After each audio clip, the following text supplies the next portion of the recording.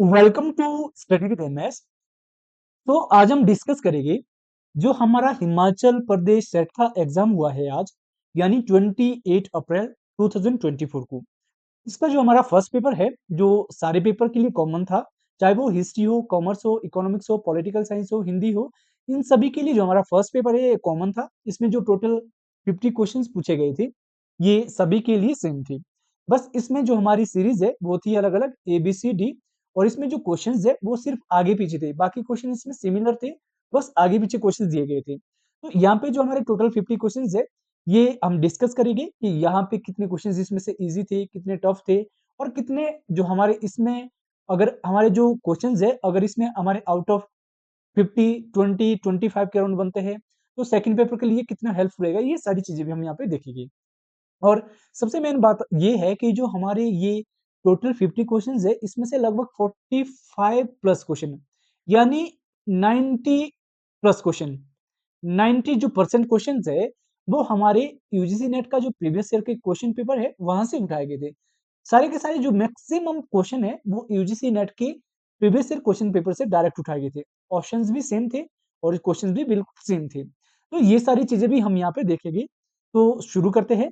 हाँ, कुछ स्टूडेंट मुझसे ये भी पूछ रहे थे कि जो हमारा फर्स्ट पेपर है उसमें 35% का क्राइटेरिया रहेगा, तभी जाके हमारे सेकंड पेपर क्या है चेक होगा। ऐसा कुछ नहीं है। 2018 से पहले ऐसा होता था, पर 2018 के बाद जो ये हमारी कंडीशन है ये हटा दी गई है। अगर आपके फर्स्ट पेपर में ओनली 10 क्वेश्चन भी बन रहे हैं और सेकंड पेपर में आपके अच्छे क्वेश्चंस बन रहे हैं, तो आप मेरिट में आ जाएंगे, आपका जो सेट है वो इजीली क्वालिफाई हो जाएगा। तो शुरू करते हैं। यहाँ पे हिंदी और इंग्लिश दोनों के क्वेश्चंस है। मैं यहाँ पे जो हिंदी मीडियम के क्वेश्चंस है ये पढ़ के सुनाऊंगा, और यहाँ पे जो आंसर है वो बताऊंगा। ज्यादा टाइम नहीं लूंगा मैं यहाँ पे, बस डायरेक्ट यहाँ पे क्वेश्चंस पढ़ के सुनाऊंगा और जो आंसर है वो बताऊंगा। ठीक है, ऑप्शंस यहाँ पे मैं आपको नहीं बताऊंगा। तो शुरू करते हैं। यहाँ पे हमारे पास पहला ही क्वेश्चन पूछा गया था। शिक्षार्थी, विशेषताओं की निम्नलिखित सूची से उन विशेषताओं की पहचान कीजिए जो क्षेत्र स्वतंत्र स्टूडेंट से जुड़ी है। यहाँ पे जो हमारा सही आंसर है पहले का वो है ऑप्शन बी, यानी जो 2 3 4, ये हमारे इसके सही आंसर थे। ठीक है। एंड नेक्स्ट क्वेश्चन है, रचनात्मक मूल्यांकन का उद्देश्य है। इसका जो सही आंसर है वो है ऑप्शन ए, छात्रों के सीखने के परिणाम का या को ग्रेड करना। एंड नेक्स्ट क्वेश्चन है क्वेश्चन नंबर 3, निम्नलिखित में से कौन सा कथन का सेट शिक्षण और सीखने की प्रकृति और उद्देश्यों का सबसे अच्छा प्रतिनिधित्व करता है। इसका जो सही आंसर है वो है ऑप्शन बी, 2 3 4, 2 3 4, ये सही है। नेक्स्ट क्वेश्चन है, निम्नलिखित में से कौन टीवी पर उच्च गुणवत्ता वाले शैक्षिक कार्यक्रमों के प्रसारण के लिए समर्पित है। इसका जो सही आंसर है वो है ऑप्शन बी, स्वयं प्रभा। एंड नेक्स्ट क्वेश्चन है, निम्नलिखित में से कौन सा कारक सीखने को सबसे कम प्रभावित करता है। इसका जो सही आंसर है वो है ऑप्शन डी, शिक्षार्थियों का भावनात्मक स्वास्थ्य। एंड नेक्स्ट क्वेश्चन है क्वेश्चन नंबर 6, शोध नैतिकता का मुद्दा शोध के किस चरण में प्राथमिक माना जाता है या माना जा सकता है। इसका सही आंसर है ऑप्शन सी, डाटा संग्रह और व्याख्या के चरण में। एंड नेक्स्ट क्वेश्चन है क्वेश्चन नंबर 7, निम्नलिखित में से कौन सी प्रायोगिक अनुसंधान की विशेषता नहीं है। इसका जो सही आंसर है वो है ऑप्शन डी, सामग्री विश्लेषण, जो कंटेंट एनालिसिस है, ये इसकी विशेषता नहीं है। एंड नेक्स्ट क्वेश्चन है, गतिविधियों का कौन सा क्रम क्रियात्मक अनुसंधान, जो एक्शन रिसर्च है, पद्धति की चक्रीय प्रकृति को सबसे अच्छी तरह से प्रस्तुत करता है। इसका सही आंसर है option A, act, plan, observe, reflect. And next question है क्वेश्चन नंबर 9, निम्नलिखित में से कौन गुणात्मक अनुसंधान की महत्वपूर्ण विशेषता नहीं है। का जो सही आंसर है ऑप्शन, क्वेश्चन नंबर 9 का इसका है ऑप्शन सी, मापे गए सामाजिक तथ्यों के बीच संबंध स्थापित करने की कोशिश करना।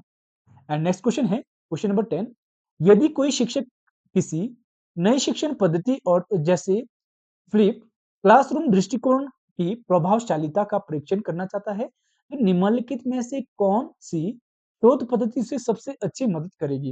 इसका जो सही आंसर है इसका है डी, प्रायोगिक अनुसंधान। एंड नेक्स्ट है जो क्वेश्चन 11 से 15 है, ये हमारे पैसेज था। यहाँ पे पैसेज को पढ़ के हमें क्वेश्चंस का आंसर देना था। तो यहाँ पे जो क्वेश्चन नंबर 11 है, निम्नलिखित में से भारतीय राज्यों की विशिष्ट लक्षण कौन सा है? इसका जो आंसर है वो है option B. And next question है क्वेश्चन नंबर 12, लेखक ने राज्य शब्द का प्रयोग किस अर्थ में बल देने के लिए प्रयोग किया है? इसका जो आंसर है वो है option B. And next question है क्वेश्चन नंबर 13, निम्नलिखित में से आधुनिक भारत की धर्मनिरपेक्षता का मुख्य लक्षण कौन सा है? इसका आंसर है option A. And question number 14 है, निम्न में से थॉमस मोर की जो यूटोपिया का मूल ढांचा है वो किससे प्रेरित है? इसका जो आंसर है वो है option A. And next question है क्वेश्चन नंबर 15, आधुनिक भारत का मुख्य लक्षण कौन सा है? इसका जो आंसर है वो है option D. And next question है क्वेश्चन नंबर 16, मौखिक संचार के में ब्रेक डाउन को किस प्रकार से वर्णित किया गया है? इसका जो आंसर है वो है ऑप्शन डी, एंट्रोपी।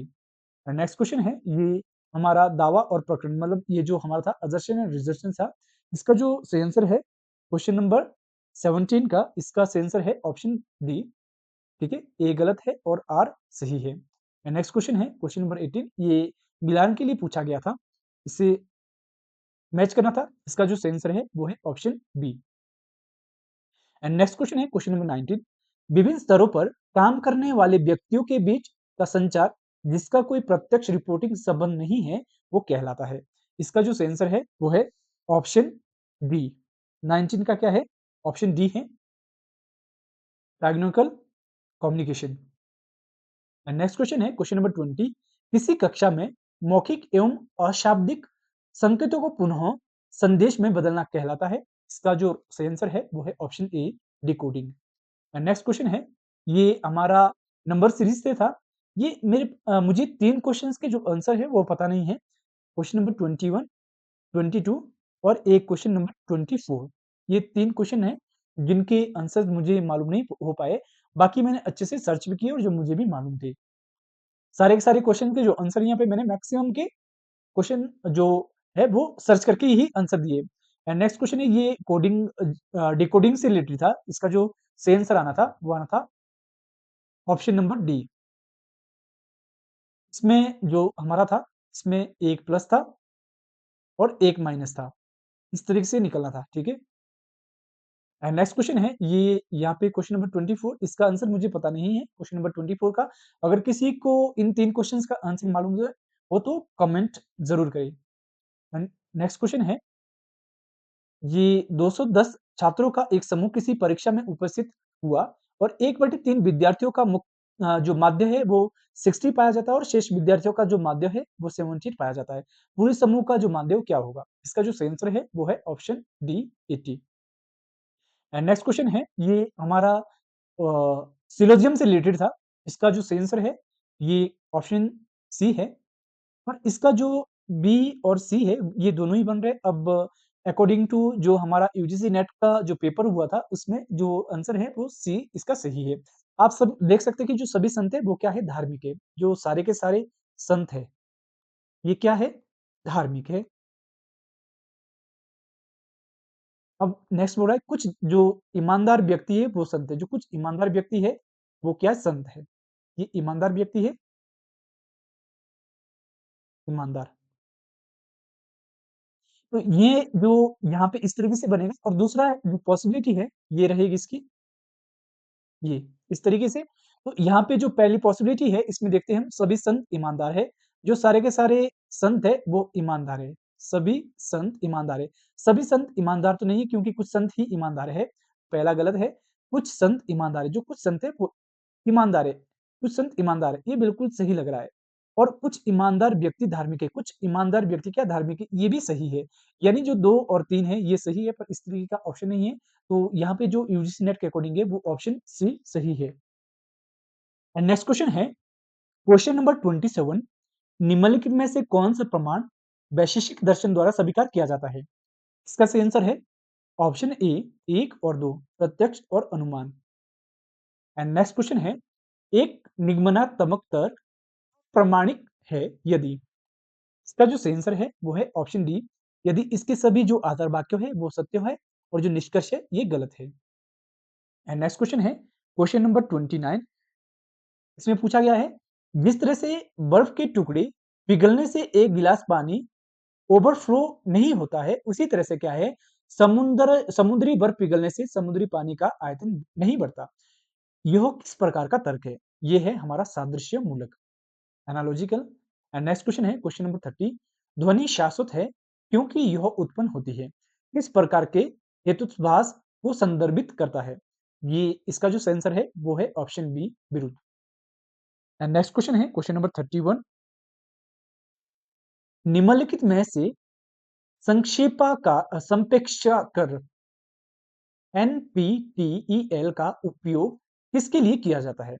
इसका जो सेंसर है वो है national programme on technology enhanced learning. Option A इसका सही आंसर है। एंड नेक्स्ट क्वेश्चन है क्वेश्चन नंबर 32। वीडियो कॉन्फ्रेंसिंग निम्नलिखित में से किसका उदाहरण है? इसका जो सही आंसर है वो है ऑप्शन ए, अतुल्यकालिक प्रौद्योगिकी, जो टेक्नोलॉजी इसका है। एंड नेक्स्ट क्वेश्चन है, ये हमारा अजर्शन स्टेटमेंट एंड उससे था, अजर्शन एंड स्टेटमेंट से रिलेटेड था। इसका जो सही आंसर है क्वेश्चन नंबर 33 का ए है। कथन ए और दो दोनों ही सत्य हैं। एंड नेक्स्ट है क्वेश्चन नंबर 34। इंटरनेट सेवा और उसके संगत प्रोटोकॉल में दर्शाए गए निम्नलिखित में से कौन सा जोड़ा सही ढंग से मेल खाता है? इसका जो सही आंसर है वो है option B, email SMTP। And next question है, निम्नलिखित में से कौन सा वेब सर्च इंजन है? इसका जो सही आंसर है वो है ऑप्शन बी, यानी ए, 2, 3, 4 ये सही है और जो पांचवा है ये गलत है। नेक्स्ट क्वेश्चन है, जैव विविधता सम्मेलन का सचिवालय स्थित है, ये कहाँ है? इसका है मॉन्ट्रियल कनाडा में। नेक्स्ट क्वेश्चन है, ग्रीन हाउस गैसें अधिकांशतः सौर स्पेक्ट्रम के किस क्षेत्र में विकिरण ऊर्जा को अवशोषित करती है? इसका जो सही आंसर है वो है इंफ्रारेड, यानी ऑप्शन सी इसका सही आंसर है। नेक्स्ट क्वेश्चन है क्वेश्चन नंबर 38। निम्नलिखित में से कौन सा वायु प्रदूषक अम्लीय वर्षा का कारण होता है? इसका सही आंसर है ऑप्शन बी, 1, 2, 4। 1, 2 एंड 4।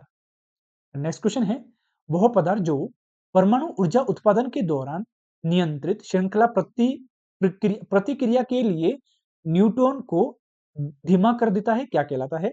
ये कहलाता है हमारा क्वेश्चन नंबर 39 का जो सही आंसर है ये है हमारा option C, moderator. And next question है क्वेश्चन नंबर 40। आपदा जोखिम न्यूनीकरण के लिए सेंदाई ढांचे की अवधि क्या है?